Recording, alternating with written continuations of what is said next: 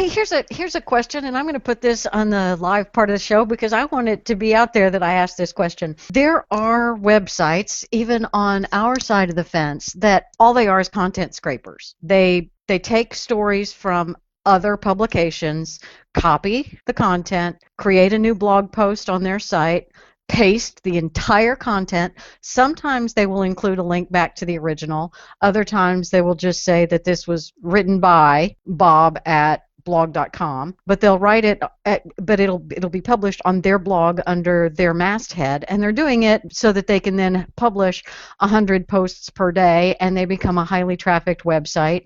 And they sell ads and they make money at this, but they're really stealing other people's content. And some of them are popular websites, and their stories get shared out.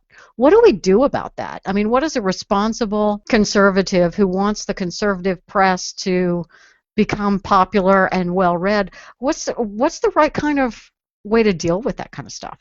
It's a good thing for the viewers and listeners to think about and comment next week. Come in the chat room and tell us what they think and all of that fun stuff. And it's not really lovely. And it is them homework.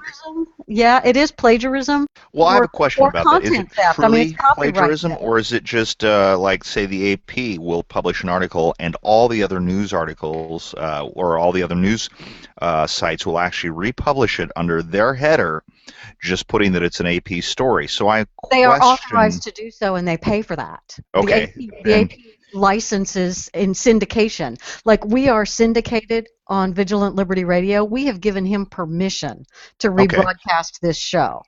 This then is I think content scrapers where it's theft. It's actual theft. See, then that's a problem for me, because if it's not licensed, at least they're giving credit back. But still, I mean, at that point, I would find the original article and share that instead of the one that I came across. To be honest with you, I would go to the source and share that, not the repost. But that's just me. That is what I try to do when I come across a story like that. I try to go back to the originals.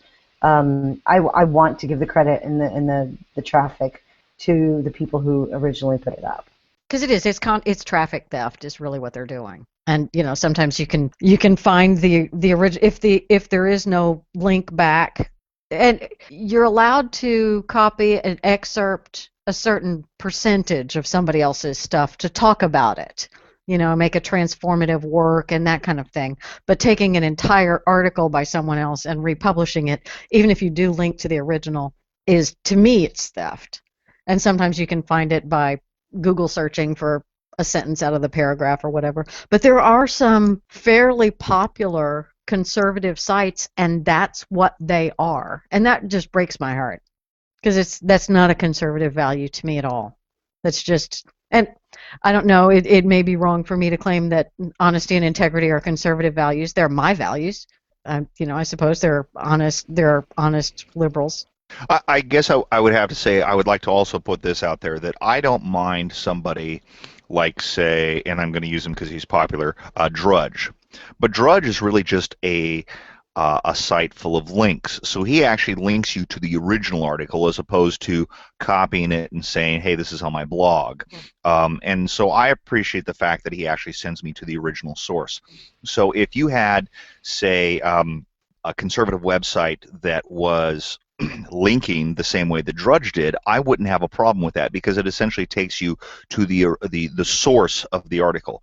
But if you're doing a full copy paste and then putting it on your own just so that you can generate traffic, that to me seems a little underhanded, and quite frankly, it really doesn't follow conservative values. So that's just me.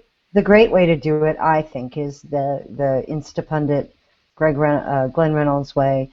You excerpt a quote or two, put the link in there, send people to the traffic, and that's why the term Insta-lanched became a thing, because he would drive traffic to people, and they would shut down servers because so many people would be clicking.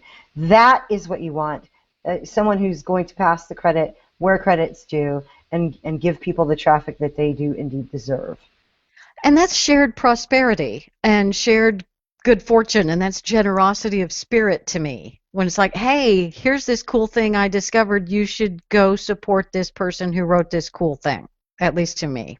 Yes, and that's why everybody should link to our videos and send them to our pages so that we can get more views and that we can share our message out there.